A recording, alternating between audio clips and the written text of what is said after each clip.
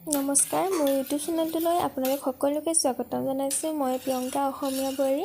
আজি আহিছোঁ এটা ভিডিঅ'ৰ সৈতে। আজি বনাম পনীৰ। এইখিনি হৈছে গাখীৰ, যোনখিনি মই ৰাতিপুৱাৰ পৰা থৈ দিছিলোঁ, আগতে ফ্ৰিজত থোৱা নাছিলোঁ, যাতে অকণমান নিজে নিজে ফাটি যায়। আৰু ইয়াক গৰম কৰিছোঁ, গধূলি দেখিছে অলপ অলপ ফাটিব লৈছে।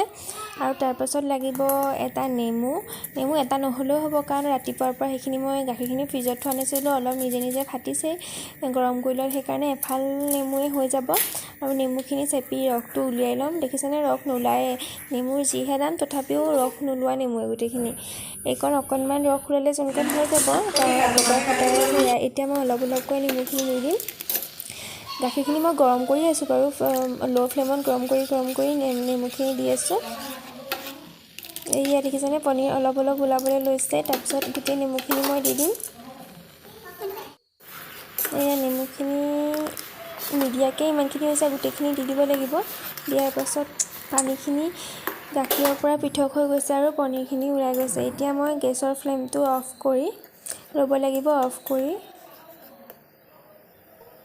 কৰি এখন বগা কাপোৰৰ ওপৰত মানে চেকিব লাগিব। ডাঙৰ চেকনি আছে যদি ভালেই, মোৰ বাৰু ডাঙৰ চেকনি নাছিলে কাৰণে এই বগা চফা কাপোৰ এখন লৈ লৈছোঁ, তাত চেকিবৰ কাৰণে। এয়া পনীৰখিনি মানে গাখীৰখিনি ঢালি দিছোঁ।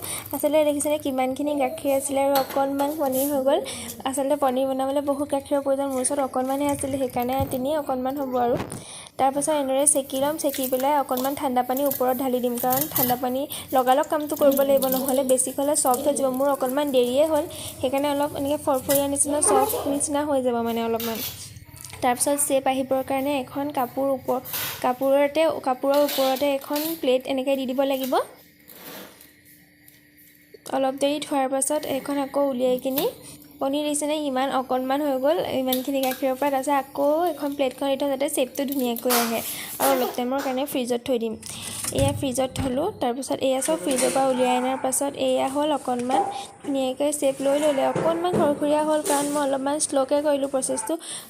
জল্দি কৰিব লাগে মানে, তেতিয়া নহয়। এয়া পনীৰখিনি কাটিম। এতিয়া এটা পনীৰৰ ৰেচিপি বনাম। ঘৰত যোনখিনি চব্জি আছে সেয়া চব্জিৰে বনাবলৈ চেষ্টা কৰিম।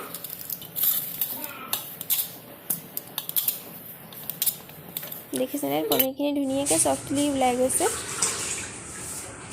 এইদৰে গাখীৰ যদি থাকি যায় অলপমান দেৰিলৈকে বা ফাটাৰ নিচিনা কৰে, আপোনালোকে গাখীৰখিনি পেলাই নিদি এইদৰে পনীৰ বনাই ঘৰতে খাব পাৰে। মোৰ ওচৰত আছিলে এটা গাজৰ, বিলাহী, পিঁয়াজ আৰু কেপচিকাম অকণমান কাটি ল'লোঁ। তাৰপিছত প্ৰথমতে পেনত এইদৰে ৰিফাইনত দি দিম। ৰিফাইনত অলপমান পনীৰখিনি ভাজি ল'ব লাগিব। তাত অকণমান নিমখ সানি ল'ব।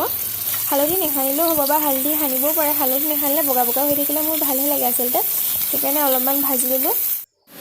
ভাজি লোৱাৰ পাছত তাৰপাছত সেই একেখন পনীৰখিনি সেই একেখন কেৰাহীতে প্ৰথমতে পিঁয়াজখিনি, তাৰপিছত গাজৰখিনি আৰু বিলাহীখিনি একেলগে দি দিম আৰু প্ৰথমতে ভাজি ল'ম।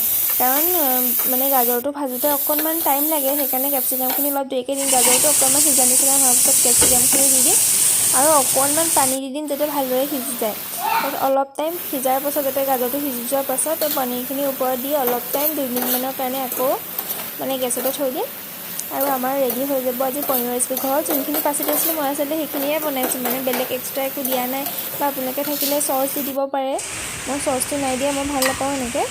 তাৰপিছত এয়া বনাই ল'লোঁ আজি পনীৰ ৰেচিপি। বহুত টেষ্টি হৈছিলে। আপোনালোকে এদিন এনেকৈ ঘৰত যদি গাখীৰ থাকে বনাব, বা পনীৰ কিনি আনিও এনেকৈ এটা ৰেচিপি বনাই খাই চাব, বহুত বেছি টেষ্টি লাগিলে। তো আজিৰ ভিডিঅ'টো ইয়াতে সামৰি মাৰিছোঁ। যদি ভিডিঅ'টো চাই ভাল পালে তেন্তে প্লিজ মোৰ চেনেলটো ছাবস্ক্ৰাইব কৰি দিব আৰু ভিডিঅ'টো লাইক কৰিব। Thank U.